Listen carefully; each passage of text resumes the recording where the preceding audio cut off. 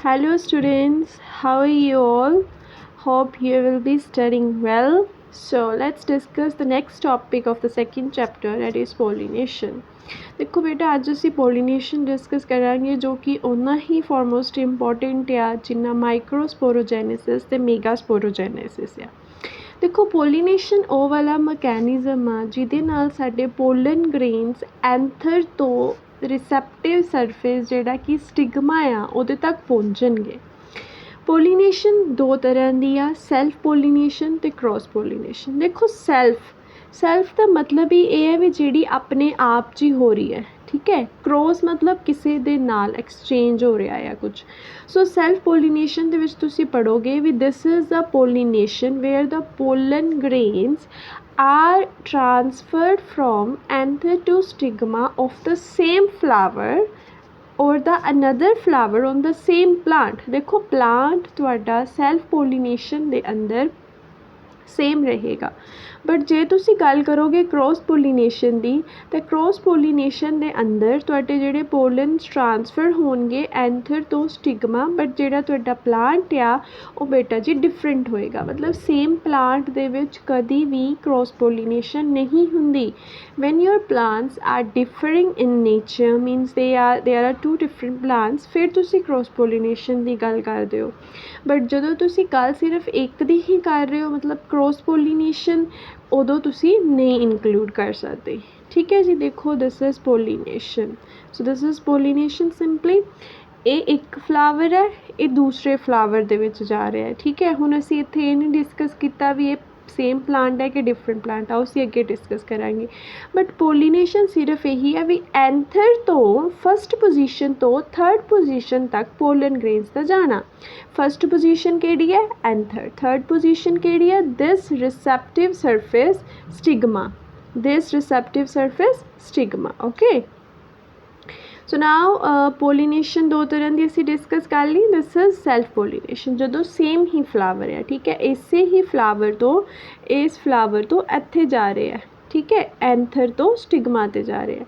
But जो तुसी गल की क्रॉस पोलीनेशन की तो सिंपली देखो ये नीचे ये जोड़े प्लांट्स है they are different, this is different plant and this is also the another plant। so ਜਦੋਂ ਇੱਕ plant ਦੇ flowers ਤੋਂ ਦੂਸਰੇ plant ਦੇ flowers ਤੱਕ pollen grains ਜਾਣਗੇ that will be called as cross pollination, okay। ਨਾਓ ਜਿਹੜੀ ਸਾਡੀ ਪੋਲੀਨੇਸ਼ਨ ਆ ਉਹ ਸਿਰਫ ਇੱਕ ਫੈਕਟਰ ਦੇ ਨਾਲ ਨਹੀਂ ਹੁੰਦੀ, ਬਹੁਤ ਸਾਰੇ ਏਜੰਟਸ ਆ, ਬਹੁਤ ਮੀਡੀਓਕਰਸ ਆ ਜਿਹੜੇ ਪੋਲੀਨੇਸ਼ਨ ਕਰਵਾਉਂਦੇ ਆ। ਦੇਖੋ ਦੋ ਤਰ੍ਹਾਂ ਦੇ ਫੈਕਟਰਸ ਆ, abiotic factors and biotic factors. ਸਭ ਨੂੰ ਪਤਾ ਏ ਬਾਇਓਟਿਕ ਫੈਕਟਰਸ ਉਹ ਵਾਲੇ ਫੈਕਟਰਸ ਹੁੰਦੇ ਆ ਜਿਨ੍ਹਾਂ ਦੇ ਵਿੱਚ ਅਸੀਂ ਨੋਨ ਲਿਵਿੰਗ ਥਿੰਗਸ ਦੀ ਗੱਲ ਕਰਦੇ ਹਾਂ, ਜਿੱਦਾਂ ਤੁਹਾਡੀ ਵਿੰਡ ਹੋ ਗਿਆ, ਤੁਹਾਡਾ ਵਾਟਰ ਹੋ ਗਿਆ।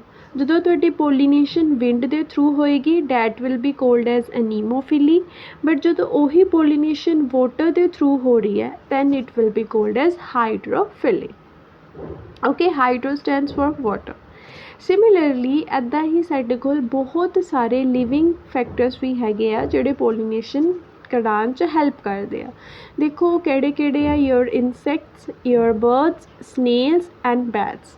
ਸੋ ਇਹਨਾਂ ਦੇ ਵਾਸਤੇ ਵੀ ਸਪੈਸੀਫਿਕ ਟਰਮਸ ਹੈ। ਐਂਟੀਮੋਫਿਲੀ ਜੇ ਉਹ ਇਨਸੈਕਟਸ ਦੇ ਦੁਆਰਾ ਹੋਏਗੀ, ਔਰਨੀਥੋਫਿਲੀ ਜੇ ਉਹ ਬਰਡਸ ਦੇ ਦੁਆਰਾ ਹੋਏਗੀ, malacophily when it's with snails and slugs, and when it is with the help of chiropterophily with the help of bats that will be called as chiropterophily, okay। now let's do one by one। firstly हैगा साडा anemophily। anemophily means now the pollination is with the help of wind the help ਦੇ ਨਾਲ ਕਰਵਾਵਾਂਗੇ, ਠੀਕ ਹੈ।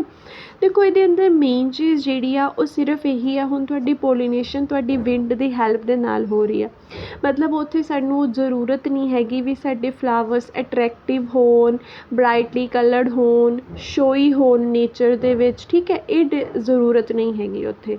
ਸੋ ਇਸੇ ਕਰਕੇ ਅਨੀਮੋਫਿਲੀ ਦੇ ਅੰਦਰ ਸਾਡੇ ਜਿਹੜੇ ਫਲਾਵਰਸ ਹੁੰਦੇ ਆ ਉਹ ਸਮੋਲ ਸਾਈਜ਼ਡ ਹੁੰਦੇ ਆ ਤਾਂ ਸ਼ੋਈ ਵੀ ਇੰਨੇ ਨਹੀਂ ਹੁੰਦੇ, ਉਹਨਾਂ ਦੇ ਅੰਦਰ ਨੈਕਟਰ ਹੋਣ ਦੀ ਵੀ ਜ਼ਰੂਰਤ ਨਹੀਂ ਹੈ। So they are devoid of nectar.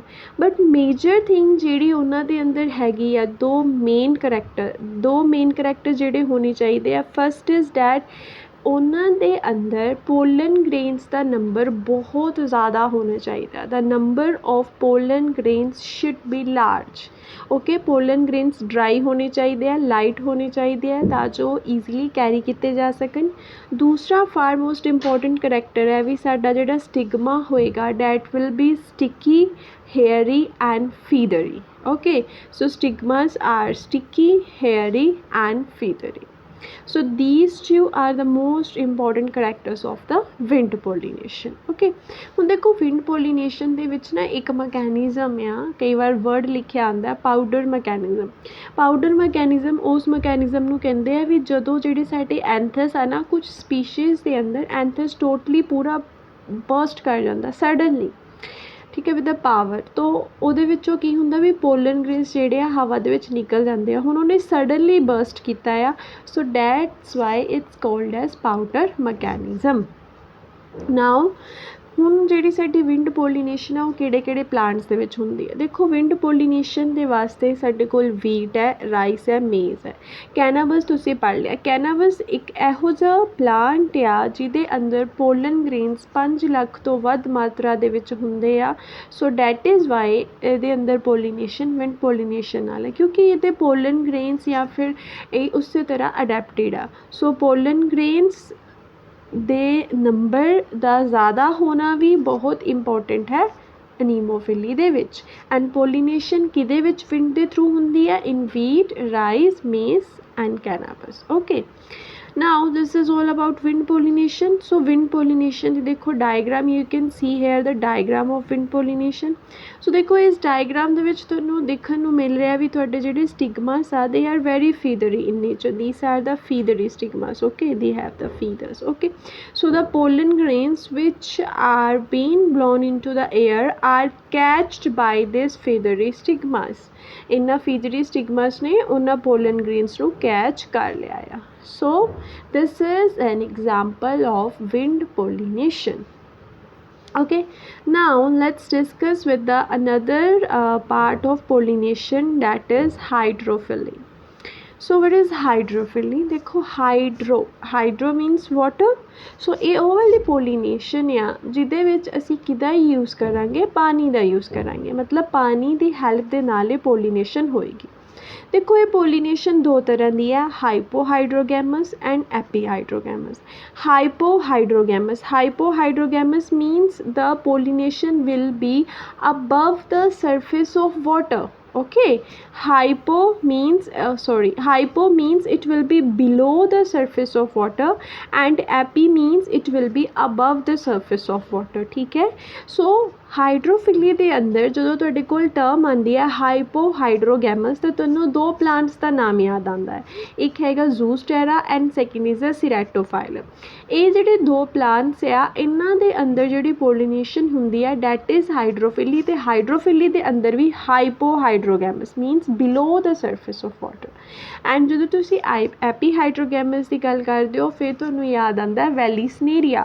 ਸੋ ਵੈਲੀਸਨੇਰੀਆ ਦੇ ਅੰਦਰ ਜਿਹੜੀ ਸਾਡੀ ਪੋਲੀਨੇਸ਼ਨ ਹੁੰਦੀ ਆ ਉਹ ਹੁੰਦੀ ਆ ਅਬਵ ਦ ਸਰਫੇਸ, ਪਾਣੀ ਦੇ ਉੱਪਰ।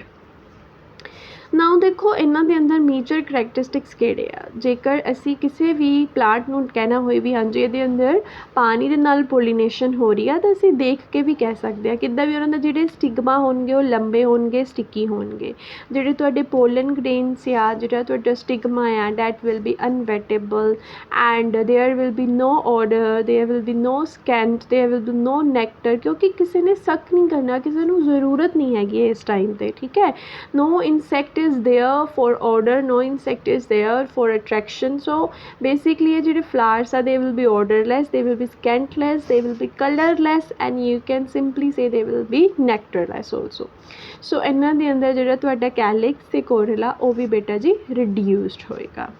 ਇੱਕ ਮੇਨ ਚੀਜ਼ ਹੋਰ ਵੀ ਇਹਨਾਂ ਦੇ ਵਿੱਚ ਜਿਹੜੇ ਪੋਲਨ ਗ੍ਰੇਨਸ ਆ ਨਾ ਉਹ ਥਰੈਡ ਉਹਨਾਂ ਦੇ ਵਿੱਚ ਕਈ ਵਾਰ ਥਰੈਡਸ ਵੀ ਹੁੰਦੇ ਆ। ਉਹ ਥਰੈਡਸ ਜਿਹੜੇ ਆ ਉਹ ਉਹਨਾਂ ਨੂੰ ਜਿੱਦਾਂ ਤੁਹਾਨੂੰ ਡਰੋ ਕਰਕੇ ਦਿਖਾਵਾਂ ਤਾਂ ਇਹ ਜਿੱਦਾਂ ਪੋਲਨ ਗ੍ਰੇਨ ਆ ਇਹਦੇ ਨਾਲ ਇੱਦਾਂ ਇੱਦਾਂ ਥਰੈਡਸ ਅਟੈਚ ਹੁੰਦੇ, ਉਹ ਥਰੈਡਸ ਹੈਲਪ ਕਰਦੇ ਆ ਉਹਨੂੰ ਪਾਣੀ ਦੇ ਵਿੱਚ ਮੂਵ ਕਰਨ 'ਤੇ। ਠੀਕ ਹੈ, ਜਿਹੜੀ ਵਾਟਰ ਪੋਲੀਨੇਸ਼ਨ ਆ ਇਹ ਮੇਜਰਲੀ ਹੁੰਦੀ ਆ ਤੁਹਾਡੇ ਬ੍ਰਿਓਫਾਈਟਾ, ਟੈਰੀਡੋਫਾਈਟਾ ਐਂਡ ਐਲਗੀ ਦੇ ਵਿੱਚ। ਓਕੇ ਜੀ, so let's read this too. So Zostera ਦੇ ਵਿੱਚ ਕਿੱਦਾਂ ਦੇ ਪੋਲਨ ਗ੍ਰੇਨਸ ਆ? ਪੋਲਨ ਗ੍ਰੇਨਸ ਨੀਡਲ ਲਾਈਕ ਆ, ਸਾਈਜ਼ ਬਹੁਤ ਵੱਡਾ ਆ, ਐਗਜ਼ਾਈਨ ਨਹੀਂ ਹੈਗੀ। ਜਿੱਦਾਂ ਹੀ ਸਟਿਗਮਾ ਦੇ ਕੋਲ ਪਹੁੰਚਦੇ ਆ, ਜਿੱਦਾਂ ਹੀ ਸਟਿਗਮਾ ਦੇ ਉੱਤੇ ਜਾ ਕੇ ਲੈਂਡ ਕਰਦੇ ਆ, ਸਟਿਗਮਾ ਦੇ ਨਾਲ ਪੂਰੀ ਤਰ੍ਹਾਂ ਕੋਇਲ ਕਰ ਜਾਂਦੇ ਆ ਤਾਂ ਫਿਰ ਜਰਮੀਨੇਟ ਕਰਨਾ ਸਟਾਰਟ ਕਰ ਦਿੰਦੇ ਆ। ਉਸੇ ਹੀ ਤਰ੍ਹਾਂ ਸੀਰੈਟੋਫਾਈਲਮ ਹੈ, ਸੀਰੈਟੋਫਾਈਲਮ ਦੇ ਬੇਸ 'ਤੇ ਜਾ ਕੇ ਐਂਥਰ ਜਿਹੜਾ ਜਿੱਦਾਂ ਡਿਹੀਸਾਈਜ਼ਡ ਹੋ ਗਿਆ, ਐਂਥਰ ਦੇ ਵਿੱਚੋਂ ਪੋਲਨ ਗ੍ਰੇਨਸ ਨਿਕਲ ਗਏ, ਉਹ ਪੋਲਨ ਗ੍ਰੇਨ ਸਾਈਜ਼ ਦੇ ਵਿੱਚ ਵੱਡੇ ਆ, ਉਹ ਸਿੰਕ ਹੋਣਗੇ ਤਾਂ ਫਿਰ ਉਹ ਫੀਮੇਲ ਦੇ ਉੱਤੇ ਜਾ ਕੇ ਜਰਮੀਨੇਟ ਹੋ ਜਾਣਗੇ। ਹੁਣ ਦੇਖੋ ਇਹਨਾਂ ਦੋਨਾਂ ਦੇ ਵਿੱਚ ਤੇ ਜ਼ੂਸਟੈਰਾ ਐਂਡ ਸੀਰੈਟੋਫਾਈਲਮ ਦੋਨਾਂ ਦੇ ਵਿੱਚ ਜਿਹੜੀ ਪੋਲੀਨੇਸ਼ਨ ਆ ਉਹ ਪਾਣੀ ਦੇ ਨੀਚੇ ਹੋਈ ਆ, ਪਾਣੀ ਦੇ ਸਰਫੇਸ ਦੇ ਥੱਲੇ ਹੋਈ ਆ। ਇਸ ਕਰਕੇ ਇਹਨਾਂ ਦੇ ਜਿਹੜੇ ਪੋਲਨ ਗ੍ਰੇਨਸ ਆ ਉਹਨਾਂ ਨੂੰ ਫਲੋਟਿੰਗ ਦੇ ਵਾਸਤੇ ਵੀ ਕੁਝ ਫਾਈਬਰਸ ਚਾਹੀਦੇ ਸੀਗੇ, ਅਤੇ ਦੂਸਰਾ ਇਹਨਾਂ ਨੂੰ ਪੋਲਨ ਗ੍ਰੇਨਸ ਦਾ ਸਾਈਜ਼ ਵੀ ਥੋੜ੍ਹਾ ਜਿਹਾ ਵੱਡਾ ਚਾਹੀਦਾ ਆ, ਐਂਡ ਪੋਲਨ ਗ੍ਰੇਨਸ ਅਨਵੈਟੇਬਲ ਵੀ ਹੋਣੇ ਚਾਹੀਦੇ ਆ। ਓਕੇ, ਨਾਓ ਜਿਹੜੀ ਸਾਡੇ ਕੋਲ ਨੈਕਸਟ ਟਰਮ ਹੈ ਦੈਟ ਇਜ਼ ਐਪੀਹਾਈਡਰੋਗੈਮਸ। ਐਪੀਹਾਈਡਰੋਗੈਮਸ ਜਿੱਦਾਂ ਹੀ ਟਰਮ ਆਉਂਦੀ ਹੈ ਤੁਹਾਨੂੰ ਯਾਦ ਆਉਂਦਾ ਆ ਇੱਕ ਪਲਾਂਟ ਦਾ which is called as Vallisneria. Okay, so Vallisneria ਬੇਟਾ ਜੀ ਇੱਕ ਉਹ ਵਾਲਾ ਪਲਾਂਟ ਆ ਜਿਹਦੇ ਅੰਦਰ ਸਾਡੀ ਜਿਹੜੀ ਪੋਲੀਨੇਸ਼ਨ ਆ ਉਹ ਪਾਣੀ ਦੇ ਸਰਫੇਸ ਦੇ ਉੱਪਰ ਹੁੰਦੀ ਆ। ਦੇਖੋ ਵੈਲੀਸਨੇਰੀਆ ਮਡੀ ਏਰੀਆਜ਼ ਦੇ ਵਿੱਚ ਗਰੋ ਕਰਦਾ ਆ, ਜਸਟ ਇਹਦਾ ਬੋਟਮ ਮਡ ਦੇ ਨਾਲ ਅਟੈਚ ਹੁੰਦਾ। ਜੇਕਰ ਤੁਸੀਂ ਇਹਦੀ ਮੋਰਫੋਲੋਜੀ 'ਤੇ ਜਾਓ ਤਾਂ ਦੇਖੋ ਮੋਰਫੋਲੋਜੀ ਦੇ ਅੰਦਰ ਜਿਹੜਾ ਤੁਹਾਡਾ ਪਲਾਂਟ ਆ that is like this. Okay, ਇਹਦਾ ਜਿਹੜਾ ਬੇਟਾ ਫੀਮੇਲ ਫਲਾਵਰ ਹੁੰਦਾ ਨਾ, ਜੇ ਹੁਣ ਇਹਦਾ ਅਸੀਂ ਪੂਰਾ ਪ੍ਰੋਸੈਸ ਕਰੀਏ ਤਾਂ ਬੇਟਾ ਇਹਦਾ ਜਿਹੜਾ ਮੇਲ ਫਲਾਵਰ ਹੈ, ਜਿੱਦਾਂ ਇੱਥੇ ਆ ਮੇਲ ਫਲਾਵਰ ਮੰਨ ਲਓ, ਇਹ ਮੇਲ ਫਲਾਵਰ ਕੀ ਹੁੰਦਾ ਇਹਦੇ ਕੋਲੋਂ ਟੁੱਟ ਜਾਂਦਾ ਆ ਆਪਣੇ ਮੇਜਰ ਏਰੀਆਜ਼ ਤੋਂ, ਬ੍ਰੇਕ ਹੋਣ ਤੋਂ ਬਾਅਦ ਉਹ ਉੱਪਰ ਚਲਾ ਜਾਂਦਾ। ਠੀਕ ਹੈ, ਮੀਨਸ ਕਿ ਉਹ ਉੱਪਰ ਚਲਾ ਜਾਏਗਾ, ਇੱਥੇ ਆ ਗਿਆ ਤੁਹਾਡਾ। ਠੀਕ ਹੈ, ਇਹ ਤੁਹਾਡਾ ਪਾਣੀ ਦਾ ਸਰਫੇਸ ਹੈ। ਮੇਲ ਫਲਾਵਰ ਬਰਸਟ ਹੋ ਕੇ ਡਿਟੈਚ ਹੋ ਕੇ ਉੱਪਰ ਆ ਜਾਂਦਾ, ਬਟ ਤੁਹਾਡੀ ਫੀਮੇਲ ਫਲਾਵਰ ਕਦੇ ਵੀ ਪਲਾਂਟ ਨਾਲ ਉਹ ਡਿਟੈਚ ਨਹੀਂ ਹੁੰਦੀ, ਉਹ ਪਲਾਂਟ ਦੇ ਨਾਲ ਹੀ ਅਟੈਚ ਰਹਿੰਦੀ ਆ। ਬਟ ਉਹ ਸਰਫੇਸ ਦੇ ਉੱਪਰ ਕਿੱਦਾਂ ਆਏਗੀ? ਉਹ ਸਰਫੇਸ ਦੇ ਉੱਪਰ ਆਉਂਦੀ ਹੈ ਵੀ ਉਹ ਉੱਪਰ ਨੂੰ ਇੱਦਾਂ ਕਰਕੇ ਆਪਣੇ ਆਪ ਨੂੰ ਪਾਣੀ ਦੇ ਵਿੱਚੋਂ ਕੱਢ ਲੈਂਦੀ ਆ। ਸੋ ਇਹ ਹੈਗਾ ਤੁਹਾਡਾ female flower. If you look here you can see that it's upon the surface of water. ਦੇਖੋ ਪਾਣੀ ਦੇ ਉੱਪਰ ਆ ਬਿਲਕੁਲ। ਸੋ ਇਸੇ ਹੀ ਤਰ੍ਹਾਂ ਬੇਟਾ ਇਹਨਾਂ ਨੇ ਇੱਥੇ ਤੁਹਾਨੂੰ ਡਰੋ ਕਰਕੇ ਦਿਖਾਇਆ ਹੋਇਆ ਹੈ, ਇਹ ਤੁਹਾਡਾ ਸਟਿਗਮ ਹੈ, ਇਹ ਤੁਹਾਡਾ ਫੀਮੇਲ ਫਲਾਵਰ ਹੈ, ਨੀਚੇ ਆ ਰਿਹਾ ਇੱਦਾਂ ਕਰਕੇ। ਠੀਕ ਹੈ, ਇਹ ਫੀਮੇਲ ਫਲਾਵਰ ਦਾ ਸਟਿਗਮ ਹੈ। This is my male flower. Male flower ਜਿਹੜਾ ਨਾ ਉਹ ਸਨੇਲ ਵਰਗਾ ਲੱਗਦਾ ਹੁੰਦਾ। ਸਨੇਲ ਵਰਗਾ ਕਿਉਂ ਲੱਗਦਾ? ਕਿਉਂਕਿ ਉਹਦੇ ਅੰਦਰ 3 ਟੈਪਲਸ ਹੁੰਦੇ ਆ। ਉਹ ਜਿਹੜੇ ਟੈਪਲਸ ਹੁੰਦੇ ਆ ਉਹ ਇੱਦਾਂ ਨੀਚੇ ਨੂੰ ਸ਼ੇਪ ਬਣਾਉਂਦੇ ਆ ਵੀ ਸਨੇਲ ਆ, ਅਤੇ ਉੱਪਰ 2 ਦੇ ਜਿਹੜੇ ਹੋਨ ਲਾਈਕ ਸਟਰਕਚਰਸ ਉਹ ਐਂਥਸ ਹੁੰਦੇ ਆ, ਸਟੇਮਨਸ ਹੁੰਦੇ ਆ। ਠੀਕ ਹੈ, ਸੋ ਇਹ ਜਿਹੜਾ ਤੁਹਾਡਾ ਫਲਾਵਰ ਆ, ਮੇਲ ਫਲਾਵਰ ਆ, ਇਹ ਇੱਥੇ ਐਂਥਸ ਜਿਹੜੇ ਆ ਰਾਈਪ ਕਰ ਜਾਣਗੇ ਤਾਂ ਉਹਦੇ ਵਿੱਚੋਂ ਪੋਲਨ ਗ੍ਰੇਨਸ ਨਿਕਲ ਕੇ ਸਟਿਗਮਾ ਦੇ ਉੱਤੇ ਲੈਂਡ ਕਰ ਜਾਣਗੇ, ਅਤੇ ਫੀਮੇਲ ਫਲਾਵਰ ਉਹਨਾਂ ਨੂੰ ਲੈਂਦਾ ਹੋਇਆ ਫਿਰ ਨੀਚੇ ਚਲਾ ਜਾਏਗਾ। ਹੁਣ ਜਿਹੜੀ ਤੁਹਾਡੀ ਪੋਲੀਨੇਸ਼ਨ ਆ ਉਹ ਕਿੱਥੇ ਹੋਈ ਆ? ਪੋਲੀਨੇਸ਼ਨ ਹੋਈ ਆ ਤੁਹਾਡੀ ਪਾਣੀ ਦੇ ਸਰਫੇਸ ਦੇ ਉੱਪਰ। That's why it's called as epihydrogamous type of pollination. Okay, now this is in the pollination in the Vallisneria. This is hydrophily. You can read from these 2 lines also from the 3rd point. Like see here, the individual male flowers detach and float freely above the surface. The stalk bearing the female flower straightens up. ऊपर ਨੂੰ ਸਿੱਧੀ ਹੋ ਗਈ तो female flower ਨੂੰ surface तक ਲੈ गई. The male flowers open on the surface with 3 perianth exposing 2 stamens. Okay, anther burst ਹੋ ਗਿਆ, ਪੋਲਨਸ ਉਹਦੇ ਵਿੱਚੋਂ ਨਿਕਲ ਗਏ, ਸਟਿਗਮਾ ਤੱਕ ਪਹੁੰਚ ਗਏ। And after pollination female flower ਫਿਰ ਤੋਂ ਬੈਕ ਕੋਇਲਡ ਹੋਈ। This is the back coiled coming back, this it's coming back now, ਫਿਰ ਨੀਚੇ ਚਲੀ ਜਾਊਗੀ ਅਤੇ ਜਿਹੜਾ ਫਰੂਟ ਹੋਏਗਾ ਉਹ ਪਾਣੀ ਦੇ ਨੀਚੇ ਹੋਏਗਾ। Okay, so this is Vallisneria pollination. Now next comes to the next category of pollination, that is entomophily. Entomophily ਦੇ ਅੰਦਰ ਕੀ ਹੋਏਗਾ, entomophily, it's entomophily ਦੇ ਵਿੱਚ ਜਿਹੜੀ ਸਾਡੀ pollination ਹੋਏਗੀ that will be with the help of the insects. So insects ਆ है ना, ਇਨਸੈਕਟਸ ਆ ਬੇਟਾ ਤੇ ਤੁਹਾਨੂੰ ਕੀ ਹੋਣਾ ਚਾਹੀਦਾ, ਇਨਸੈਕਟਸ ਕਿਸੇ ਵੀ ਫਲਾਵਰ ਵੱਲ ਤਾਂ ਹੀ ਅਟਰੈਕਟਿਵ ਹੋਣਗੇ ਜੇਕਰ ਉਹ ਵਾਲੇ ਇਨਸੈਕਟਸ ਨੂੰ ਜਿਹੜਾ ਫਲਾਵਰ ਆ ਉਹ ਸੋਹਣਾ ਦਿਖੇਗਾ। ਸੋ ਇਹਦੇ ਅੰਦਰ ਜਿਹੜੇ ਸਾਡਾ ਸਟਿਗਮਾ ਆ, ਜਿਹੜੀ ਸਾਡੀ ਸਟਾਈਲ ਆ, ਜਿਹੜੇ ਸਾਡੇ ਪੈਟਲਸ ਆ ਸੌਰੀ ਐਂਡ ਸੈਪਲਸ, ਦੇ should be showy, they should be very very attractive in nature, ਬਹੁਤ ਜ਼ਿਆਦਾ ਸੋਹਣੇ ਲੱਗਣੇ ਚਾਹੀਦੇ ਆ ਵੀ ਇਨਸੈਕਟ ਉਹਦੇ ਵੱਲ ਆ ਜਾਏ। Okay, so the first character is this, that the flowers are fragrant, fragrant produce करेंगे, scent देंगे, odor भी देंगे। okay, and देखो ਹੁਣ दिन ਦੇ टाइम ਤਾਂ ਸੋਹਣੇ ਲੱਗ ਰਿਹਾ ਤਾਂ ਉਹਨਾਂ ਦੇ ਕੋਲ insects ਆ ਗਏ, but night ਦੇ time when colors are not visible then scent will play an important role। okay, the next is that their stigmas will be sticky, flowers are beautifully colored, they will be having a lot of nectar। ਜਿਹੜਾ insect ਆ ਉਹ ਇਸ ਲਾਲਚ ਦੇ ਵਿੱਚ ਆਏਗਾ ਵੀ ਮੈਂ nectar ਸੱਕ ਕਰਨਾ ਆ, ਮੈਂ ਜਾਣਾ ਆ, ਠੀਕ ਹੈ। Then pollen grains will be sticky and spiny, and one more thing is that, ਦੇਖੋ ਬੇਟਾ ਹੁਣ ਜਿਹੜਾ ਵੀ ਇਨਸੈਕਟ ਆ ਉਹਨੂੰ ਕਿੱਦਾਂ ਪਤਾ ਚੱਲੇਗਾ ਵੀ ਇਹਦਾ ਨੈਕਟਰੀ ਏਰੀਆ ਕਿੱਥੇ ਆ, ਮੈਂ ਕਿੱਥੋਂ ਜਾ ਕੇ ਨੈਕਟਰ ਨੂੰ ਕਲੈਕਟ ਕਰਾਂ। ਸੋ ਪੈਟਲਸ ਦੇ ਉੱਤੇ ਕੁਝ ਤਰ੍ਹਾਂ ਦੀਆਂ ਮਾਰਕਿੰਗਸ ਪ੍ਰੈਜ਼ੈਂਟ ਹੁੰਦੀਆਂ ਆ ਜਿਹੜੀਆਂ ਉਸ ਇਨਸੈਕਟ ਨੂੰ ਗਾਈਡ ਕਰਦੀਆਂ ਆ ਵੀ ਤੁਸੀਂ ਇੱਧਰਲਾ ਰਸਤਾ ਫੋਲੋ ਕਰੋ ਤਾਂ ਤੁਹਾਨੂੰ ਨੈਕਟਰ ਜਿਹੜਾ ਆ ਉਹ ਮਿਲ ਜਾਏਗਾ। ਉਹ ਫਲਾਵਰ ਨੂੰ ਇਨਸੈਕਟ ਨੂੰ ਲਾਲਚ ਦਿੰਦੀਆਂ ਨੇ, ਇਨਸੈਕਟ ਜਿਹੜਾ ਆ ਉਹ ਨੈਕਟਰ ਦੇ ਵਾਸਤੇ ਜਾਂਦਾ ਆ, ਬਟ ਪੋਲਨ ਗ੍ਰੇਨਸ ਆਪਣੇ ਨਾਲ ਲੈ ਆਉਂਦਾ ਆ ਤਾਂ pollination करवा देता है। So in viola it's a plant where there will be some markers present on the petals which will show the path of nectaries। okay, so beta ਇਹ ਤਾਂ ਹੋ ਗਏ normal characters। so normal characters ਤੁਹਾਨੂੰ ਪਤਾ ਚੱਲ ਗਏ ਵੀ flower major thing ਇਹੀ ਹੈ ਵੀ ਫਲਾਵਰ ਸਾਡਾ ਨੈਕਟੇਰੀਅਸ ਹੋਣਾ ਚਾਹੀਦਾ, ਔਡਰ ਹੋਣੀ ਚਾਹੀਦੀ ਉਹਦੇ 'ਚ, ਸਕੈਂਟ ਹੋਣਾ ਚਾਹੀਦਾ, ਤਾਂ ਬਹੁਤ ਜ਼ਿਆਦਾ ਕਲਰਸ ਹੋਣੇ ਚਾਹੀਦੇ ਆ।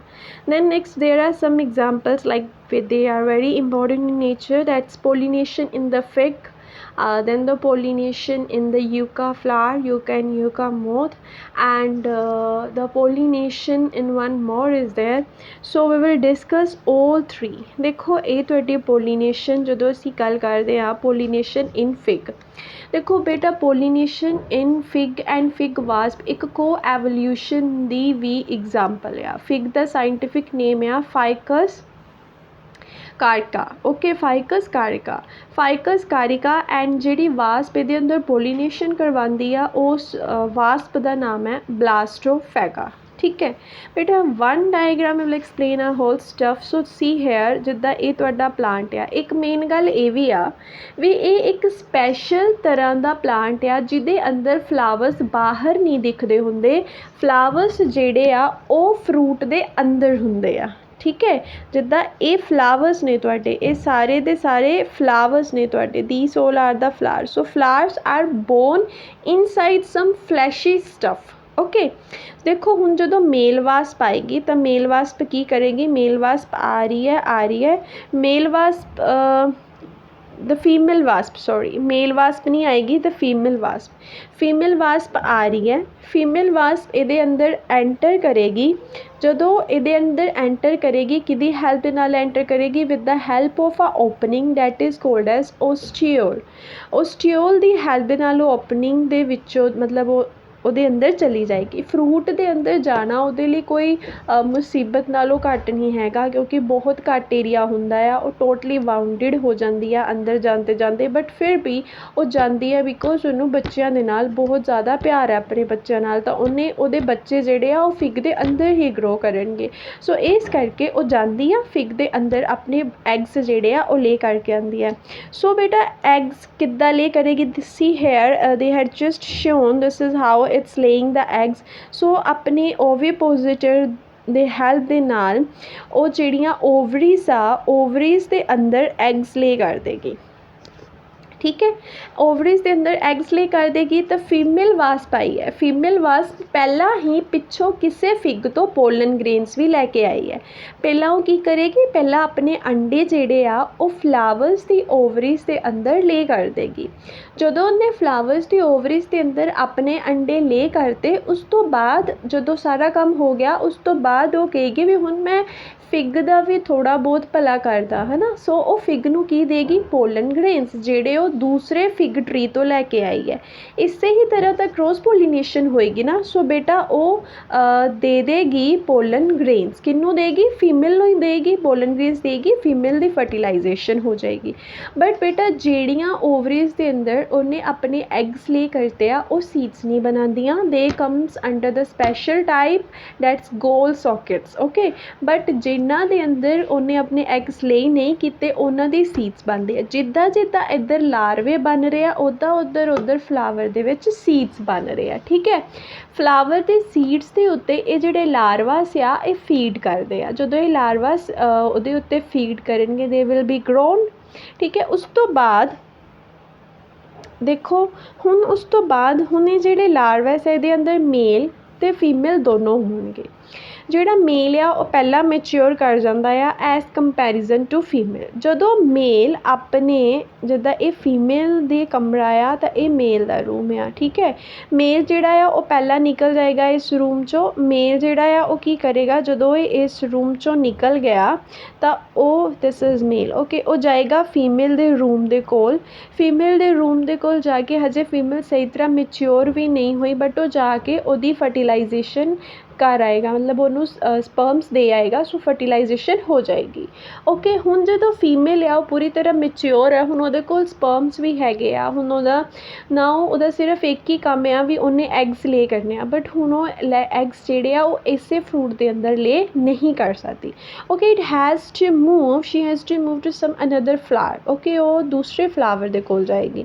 ਸੋ ਬੇਟਾ ਜਦੋਂ ਉਹ ਮੈਚਿਓਰ ਹੋ ਗਈ, ਠੀਕ ਹੈ, ਉਹ ਦੂਸਰੇ ਫਲਾਵਰ ਦੇ ਕੋਲ ਜਾ ਰਹੀ ਆ ਤਾਂ ਰਸਤੇ ਦੇ ਵਿੱਚ ਉਹਨੂੰ ਕੌਣ ਮਿਲਦਾ ਆ, ਰਸਤੇ ਦੇ ਵਿੱਚ ਉਹਨੂੰ ਮਿਲਦੇ ਆ ਮੇਲ ਫਲਾਵਰਸ। ਠੀਕ ਹੈ, ਕਿਉਂਕਿ ਅਸੀਂ ਤਾਂ ਫੀਮੇਲ ਫਲਾਵਰ ਦੇ ਬਾਰੇ ਗੱਲ ਕਰ ਲਈ ਵੀ ਫੀਮੇਲ ਫਲਾਵਰ ਦੇ ਵਿੱਚ ਹੀ ਓਵਰੀ ਦੇ ਵਿੱਚ ਉਹਨੇ ਐਗਸ ਲੇ ਕੀਤੇ, ਉਹਨੂੰ ਹੀ ਪੋਲਨ ਗ੍ਰੇਨਸ ਦਿੱਤੇ ਤਾਂ ਪੋਲੀਨੇਸ਼ਨ ਹੋਈ। ਮੇਲ ਦੀ ਤਾਂ ਗੱਲ ਹੀ ਨਹੀਂ ਕੀਤੀ। ਹੁਣ ਜਦੋਂ ਸਾਰੀ ਡਿਵੈਲਪਮੈਂਟ ਹੋ ਜਾਏਗੀ, ਫੀਮੇਲ ਜਿਹੜੀ ਆ ਉਹ ਜਦੋਂ ਨਿਕਲੇਗੀ, ਮੇਲ ਦਾ ਕੋਈ ਕੰਮ ਨਹੀਂ ਹੈਗਾ। ਮੇਲ ਨੇ ਬਸ ਫਰਟੀਲਾਈਜੇਸ਼ਨ ਕਰਵਾਤੀ, ਮੇਲ ਬਸ ਇੱਧਰ ਉੱਧਰ ਘੁੰਮੇਗਾ, ਓਸਟੀਓਲ ਲੱਭੇਗਾ ਵੀ ਮੈਂ ਹੁਣ ਜਿਹੜੀ ਫੀਮੇਲ ਆ ਉਹਦੇ ਵਾਸਤੇ ਇੱਕ ਪਾਥ ਬਣਾ ਦਾਂ ਵੀ ਫੀਮੇਲ ਆਰਾਮ ਨਾਲ ਚਲੀ ਜਾਏ। Male will look after the female. Okay, and then male will die inside the fig only. ਉਹਦੀ ਬੋਡੀ ਜਿਹੜੀ ਆ ਉਹ ਫਿਗ ਦੇ ਦੁਆਰਾ ਹੀ ਖਾ ਲਿੱਤੀ ਜਾਏਗੀ। ਸੋ ਜਦੋਂ ਫੀਮੇਲ ਫਿਗ ਦੇ ਵਿੱਚੋਂ ਦੀ ਮੂਵ ਕਰਦੀ ਆ ਤਾਂ ਫਿਗ ਨੂੰ ਰਸਤੇ ਦੇ ਵਿੱਚ ਮੇਲ ਫਲਾਵਰਸ ਮਿਲਦੇ ਆ। ਮੇਲ ਫਲਾਵਰਸ ਦੇ ਕੋਲ ਕੀ ਹੁੰਦਾ, ਪੋਲਨ ਗ੍ਰੇਨਸ। ਮੇਲ ਫਲਾਵਰਸ ਪੋਲਨ ਗ੍ਰੇਨਸ ਆਪਣੀ ਉਹਦੇ ਉੱਤੇ ਸ਼ੈਡ ਕਰ ਦਿੰਦੇ ਆ। ਤਾਂ ਇਸੇ ਤਰ੍ਹਾਂ ਜਿਹੜੀ ਫੀਮੇਲ ਫਲਾਵਰ ਹੈ ਉਹਦੇ ਕੋਲ ਹੁਣ ਪੋਲਨ ਗ੍ਰੇਨਸ ਹੋਣਗੇ। ਫਿਰ ਉਹ ਕਿਹਦੇ ਕੋਲ ਜਾਏਗੀ, ਫਿਰ ਉਹ ਦੂਸਰੇ ਫਿਗ ਦੇ ਕੋਲ ਜਾਏਗੀ ਤਾਂ ਇਹ ਸਾਰਾ ਪ੍ਰੋਸੈਸ ਹੋਏਗਾ। ਦੇਖੋ ਦਿਸ is the great example of cross pollination as well as ਕੋ ਐਵੋਲਿਊਸ਼ਨ। ਬਿਕੋਜ਼ ਜੇਕਰ ਬਲਾਸਟੋਫੈਗਾ ਫਿਗ ਵਾਸਪ ਨਹੀਂ ਹੈਗੀ ਤਾਂ ਫਾਈਕਸ ਦਾ ਕੋਈ ਵੀ ਲਾਈਫ ਸਾਈਕਲ ਨਹੀਂ ਹੋਏਗਾ। ਇਹ ਦੋਨੇ ਇੱਕ ਦੂਸਰੇ 'ਤੇ ਇੰਟਰਡਿਪੈਂਡੈਂਟ ਨੇ। Okay, so this is very important from let's do it from notes also. So you can see here wasp enters hypanthoddium. hypanthoddium अंदर वाले पोर्शन ਨੂੰ ਕਿਹਾ ਆ ਜਿਹਦੇ ਅੰਦਰ ਫਲਾਵਰਸ ਦੇ ਅੰਦਰ ਅਰੇਂਜਮੈਂਟ ਹੈ। ਉਹ ਗੋਲ ਫਲਾਵਰਸ ਦੇ ਕੋਲ ਪਹੁੰਚ ਕੇ ਗੋਲ ਫਲਾਵਰਸ ਬੇਟਾ ਉਹਨਾਂ ਨੂੰ ਕਿਹਾ ਆ ਜਿਨ੍ਹਾਂ ਦੇ ਵਿੱਚ ਉਹਨੇ ਐਗਸ ਲੇ ਕਰਨੇ ਆ। ਫਿਰ ਉਹ ਜਦੋਂ ਬਾਹਰ ਆਏਗੀ ਉਹਦੇ ਉੱਤੇ ਪੋਲਨਸ ਹੋਣਗੇ, ਪੋਲਨਸ ਨੂੰ ਉਹ ਮੇਲ ਫੀਮੇਲ ਨੂੰ ਦੇ ਦੇਗੀ। ਫੀਮੇਲ ਨੂੰ ਦੇਣ ਤੋਂ ਬਾਅਦ ਕ੍ਰੋਸ ਪੋਲੀਨੇਸ਼ਨ ਹੋ ਜਾਏਗੀ। Okay, so the another example is your salvia. ਸੋ ਸਾਲਵੀਆ ਦੇ ਵੀ ਬਹੁਤ ਵਧੀਆ ਐਗਜ਼ਾਮਪਲ ਆ। ਸਾਲਵੀਆ ਦੇ ਅੰਦਰ ਬੇਟਾ ਕੀ ਹੁੰਦਾ, ਸਾਲਵੀਆ ਇੱਕ ਯੂ ਕੈਨ ਸੇ ਬਾਈਲਿਬਡ ਸਟਰਕਚਰ ਆ। ਸਾਲਵੀਆ ਦੇ ਅੰਦਰ ਉਹਦੀ ਅਨੋਟਮੀ ਹੀ ਅਰੇਂਜਮੈਂਟ ਹੀ ਇੱਦਾਂ ਦੀ ਹੈ ਵੀ ਉਹਦੇ ਅੰਦਰ ਲੇਵਰ ਮਕੈਨਿਜ਼ਮ ਚੱਲਦਾ। ਲੇਵਰ ਮਕੈਨਿਜ਼ਮ ਕੀ ਹੁੰਦਾ, ਇੱਦਾਂ ਕਰਕੇ ਹੁੰਦਾ ਨਾ ਵੀ ਅਸੀਂ ਇੱਕ 'ਤੇ ਭਾਰ ਪਾਵਾਂਗੇ ਤਾਂ ਇਹ ਨੀਚੇ ਚਲਾ ਜਾਏਗਾ ਤਾਂ ਇਹ ਉੱਪਰ ਚਲਾ ਜਾਏਗਾ। ਸੋ ਸਿਮਿਲਰਲੀ ਜੇਕਰ ਸਾਲਵੀਆ ਦੇ ਅੰਦਰ ਕੋਈ ਵੀ ਇਨਸੈਕਟ ਆ ਰਿਹਾ ਹੈ ਤਾਂ ਸਾਲਵੀਆ ਦੇ ਅੰਦਰ this is anther. You can see here this is anther and this is a stigma. Okay, this is a stigma. ਸਾਲਵੀਆ ਦੇ ਅੰਦਰ ਦੋ ਤਰ੍ਹਾਂ ਦੇ ਐਂਥਰਸ ਹੁੰਦੇ ਆ, ਇੱਕ ਸਟਰਾਈਲ ਐਂਥਰ ਹੁੰਦਾ ਤਾਂ ਇੱਕ ਫਰਟਾਈਲ ਐਂਥਰ ਹੁੰਦਾ। ਠੀਕ ਹੈ ਜੀ। ਹੁਣ ਦੇਖੋ ਕੀ ਹੋਣਾ ਆ, ਹੁਣ ਜਦੋਂ ਇਹ ਜਿਹੜਾ ਇਨਸੈਕਟ ਨੇ ਜਦੋਂ ਅੰਦਰ ਨੂੰ ਜਾਣਾ ਆ, ਮੂਵ ਕਰਨਾ ਆ ਨੈਕਟਰ ਦੇ ਵਾਸਤੇ, ਜਦੋਂ ਇਹਨੇ ਨੈਕਟਰ ਦੇ ਵਾਸਤੇ ਮੂਵ ਕਰਨਾ ਆ ਤਾਂ ਇਹਨੇ ਕੀ ਕਰਨਾ, ਇੱਥੇ ਜਿਹੜਾ ਸਾਡੇ ਕੋਲ ਇੱਦਾਂ ਕਰਕੇ ਸਟਰਾਈਲ ਐਂਥਰ ਆ ਉਹਦੇ ਦੇ ਉੱਤੇ ਚਲਾ ਜਾਣਾ। ਜਦੋਂ ਇਹ ਉਹਦੇ ਉੱਤੇ ਚਲਾ ਜਾਏਗਾ ਤਾਂ ਆਟੋਮੈਟਿਕਲੀ, ਕਿਉਂਕਿ ਇੱਥੇ ਲੇਵਰ ਮੈਕੈਨਿਜ਼ਮ ਚੱਲ ਰਿਹਾ, ਆਟੋਮੈਟਿਕਲੀ ਫਰਟਾਈਲ ਐਂਥਰ ਨੀਚੇ ਆ ਜਾਏਗਾ। ਫਰਟਾਈਲ ਐਂਥਰ ਨੀਚੇ ਆ ਗਿਆ, ਉਹਦੀ ਪੋਲਨ ਉਹਦੀ ਬੋਡੀ ਦੇ ਨਾਲ ਲੱਗ ਗਏ, ਇਨਸੈਕਟ ਦੀ ਬੋਡੀ ਦੇ ਨਾਲ ਪੋਲਨ ਗ੍ਰੇਨਸ ਜਿਹੜੇ ਆ ਉਹ ਚਿਪਕ ਗਏ। ਠੀਕ ਹੈ, ਪੋਲਨ ਗ੍ਰੇਨਸ ਜਦੋਂ ਉਹਦੀ ਬੋਡੀ ਦੇ ਨਾਲ ਚਿਪਕ ਗਏ, ਪੋਲਨ ਗ੍ਰੇਨਸ ਜਿਹੜੇ ਆ ਉਹਨੇ ਟਰਾਂਸਫਰ ਕਰ ਦੇਣੇ ਆ। ਫਿਰ ਉਹ ਕਿਸੇ ਮੰਨ ਲਓ ਹੋਰ ਫਲਾਵਰ ਦੇ ਕੋਲ ਜਾਏਗਾ, ਜਦੋਂ ਕਿਸੇ ਹੋਰ ਫਲਾਵਰ ਦੇ ਕੋਲ ਜਾਏਗਾ ਉਹਦੀ ਬੋਡੀ ਦੇ ਉੱਤੇ ਜਿਹੜੇ ਪੋਲਨ ਗ੍ਰੇਨਸ ਲੱਗੇ ਹੋਏ ਆ ਉਹ ਉਹਨਾਂ ਦੇ ਫਲਾਵਰ ਦੇ ਸਟਿਗਮਾ ਨੂੰ ਦੇ ਦੇਗਾ। ਤਾਂ ਇਸੇ ਤਰ੍ਹਾਂ ਕੀ ਹੋ ਜਾਏਗੀ, cross pollination. okay, so this is the pollination in the salvia. So you can also see here salvia shows a special type of turnpipe floral mechanism, also called as dorsal or notometric fluorescence. There are two stamens in each flower with a lever mechanism. Each stamen has one antherlobe sterile, the second antherlobe fertile, and it will be just separated with the help of long connective tissue. And beta एक होर गल है, देखो ये flower जिहड़ा है प्रोटोएंड्रस है, प्रोटोएंड्रस है मतलब ਇਹਦੇ ਵਿੱਚ ਸੈਲਫ ਫਰਟੀਲਾਈਜੇਸ਼ਨ ਇਸੇ ਹੀ ਤਰ੍ਹਾਂ ਪ੍ਰੀਵੈਂਟ ਹੁੰਦੀ ਹੈ, ਕਿਉਂਕਿ ਇਹ ਪ੍ਰੋਟੋਐਂਡਰਸ ਹੈ ਤਾਂ ਇਸ ਕਰਕੇ ਇਹਦਾ ਸਟਿਗਮਾ ਉਦੋਂ ਮੈਚਿਓਰ ਨਹੀਂ ਹੋਇਆ ਹੋਏਗਾ ਜਦੋਂ ਇਹਦਾ ਐਂਥਰ ਮੈਚਿਓਰ ਹੋ ਗਿਆ ਆ। ਸੋ ਜੇਕਰ ਇਹ ਸਟਿਗਮਾ ਦੇ ਨਾਲ ਲੱਗ ਵੀ ਜਾਣਗੇ ਪੋਲਨ ਗ੍ਰੇਨਸ ਤਾਂ ਉਹਦਾ ਕੋਈ ਇਫੈਕਟ ਨਹੀਂ ਹੋਏਗਾ। ਓਕੇ, ਦੂਸਰੇ ਦੇ ਨਾਲ ਹੀ ਕਰਵਾਏਗਾ ਇਹ। That's protandrous nature helps in cross pollination. As the insect moves towards nectar, its head strikes antherlobe, thereby the back of the insect gets with the fertile lobe. So pollen ਉਹਦੇ ਨਾਲ covered ਹੋ ਜਾਣਗੇ।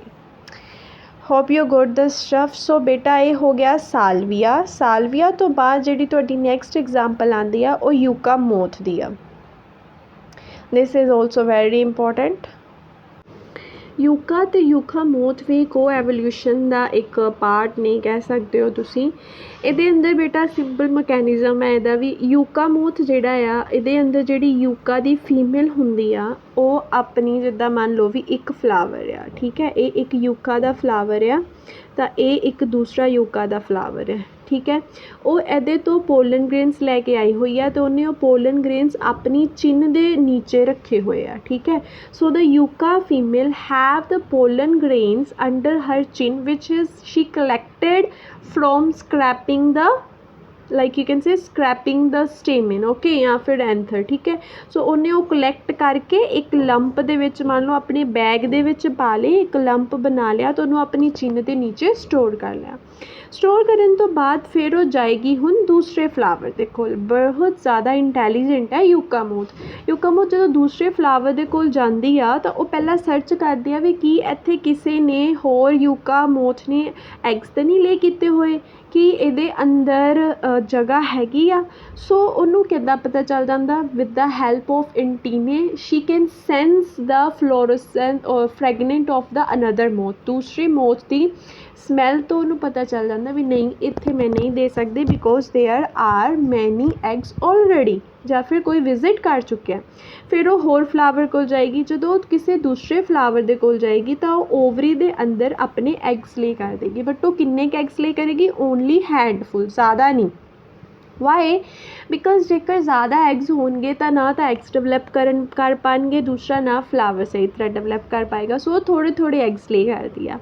ਆਫਟਰਵਰਡ ਜਦੋਂ ਉਹਨੇ ovary ਦੇ ਅੰਦਰ ਆਪਣੇ ਅੰਡੇ ਲੇ ਕਰਤੇ, ਉਸ ਤੋਂ ਬਾਅਦ ਉਹ ਜਾਏਗੀ ਸਟਿਗਮਾ ਦੇ ਕੋਲ। ਸਟਿਗਮਾ ਦੇ ਕੋਲ ਕਿਉਂ ਜਾਏਗੀ? ਕਿਉਂਕਿ ਉਹ ਇੱਥੋਂ ਕੀ ਲੈ ਕੇ ਆਈ ਸੀਗੀ, pollen grains. Now she will transfer this pollen grains to the stigma after laying the eggs. ਪਹਿਲਾਂ ਉਹ ਆਪਣਾ ਕੰਮ ਕਰਦੀ ਹੈ, ਫਿਰ ਸਟਿਗਮਾ ਨੂੰ ਪੋਲਨ ਗ੍ਰੇਨਸ ਦਿੰਦੀ ਹੈ। ਠੀਕ ਹੈ, ਸੋ ਪੋਲਨ ਗ੍ਰੇਨਸ ਦੇ ਦੇਗੀ ਸਟਿਗਮਾ ਨੂੰ, ਸਟਿਗਮਾ ਤੇ ਪੋਲਨ ਗ੍ਰੇਨਸ ਪਹੁੰਚ ਕੇ ਫਰਟੀਲਾਈਜੇਸ਼ਨ ਹੋ ਜਾਏਗੀ। ਫਰਟੀਲਾਈਜੇਸ਼ਨ ਤੋਂ ਬਾਅਦ ਸਿਮਿਲਰਲੀ ਜਿੱਦਾਂ ਸੀਡ ਡਿਵੈਲਪ ਹੋਏਗੀ ਉੱਦਾਂ ਹੀ ਲਾਰਵੇ ਡਿਵੈਲਪ ਹੋਣਗੇ।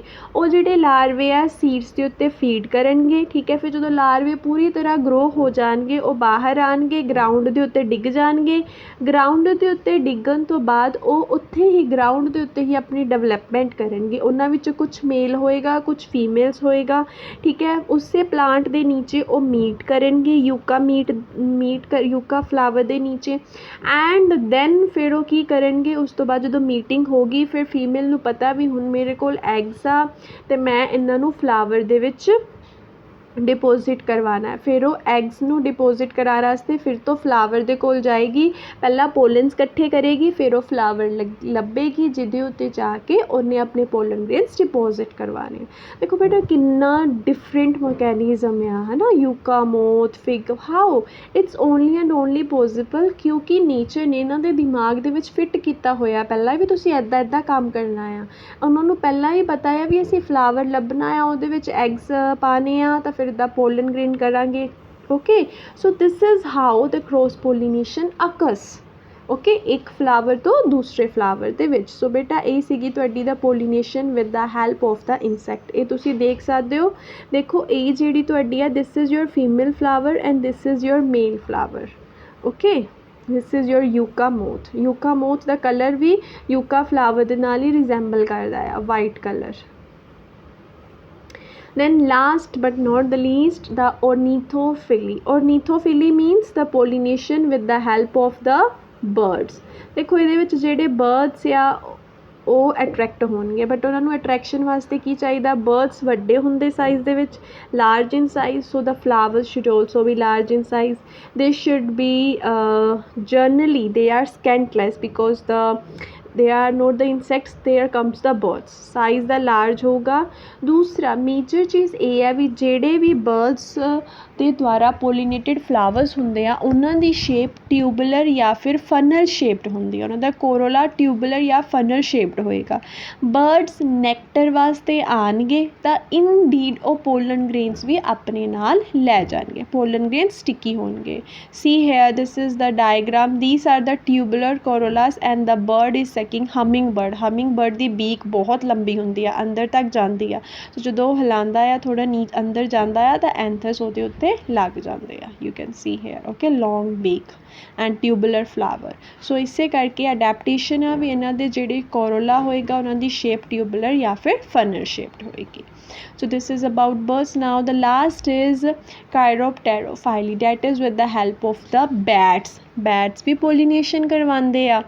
ਬੈਟਸ ਦੀ ਜਿਹੜੀ ਪੋਲੀਨੇਸ਼ਨ ਹੋਏਗੀ ਦੈਟ ਕਮਸ ਅੰਡਰ ਕਿ ਉਹਨਾਂ ਦੇ ਫਲਾਵਰਸ ਲਾਰਜ ਹੋਣਗੇ, ਪੋਲਨ ਅਤੇ ਨੈਕਟਰ ਬਹੁਤ ਜ਼ਿਆਦਾ ਪ੍ਰੋਡਿਊਸ ਹੋਏਗਾ ਕਿਉਂਕਿ ਬੈਟਸ ਨੇ ਨੈਕਟਰ ਫੀਡ ਕਰਨਾ ਆ। ਸਟੇਮਿਨ ਜਿਹੜਾ ਆ ਉਹਦਾ ਨੰਬਰ ਜ਼ਿਆਦਾ ਹੋਊਗਾ, 1500 ਤੋਂ ਲੈ ਕੇ 2000 ਤੱਕ ਸਟੇਮਿਨ ਦਾ ਨੰਬਰ ਹੋ ਸਕਦਾ ਆ। ਬੈਟਸ ਕਿਹੜੀ ਟਰੀਜ਼ ਦੇ ਵਿੱਚ ਪੋਲੀਨੇਸ਼ਨ ਕਰਵਾਉਂਦੇ ਆ, ਬੈਟਸ ਪੋਲੀਨੇਸ਼ਨ ਕਰਵਾਉਂਦੇ ਆ ਤੁਹਾਡੀ ਪੈਬੋਪ ਟਰੀ ਦੇ ਵਿੱਚ, ਕਦਮ ਟਰੀ ਦੇ ਵਿੱਚ। ਓਕੇ, and ornithophily birds ਕਿੰਨਾ 'ਚ ਕਰਵਾਉਂਦੇ ਆ, like your silk cotton trees, bottle trees, coral trees. Okay, so beta this is all about the pollination. Okay, pollination ਆਪਾਂ ਬਾਇਓਟਿਕ ਫੈਕਟਰਸ ਨਾਲ ਵੀ ਪੜ੍ਹੀ ਐਂਡ ਏਬਾਇਓਟਿਕ ਫੈਕਟਰਸ ਨਾਲ ਵੀ ਪੜ੍ਹੀ। ਸੋ if anybody finds any doubts just write it in the comment section. Hope you like the video. Thank you.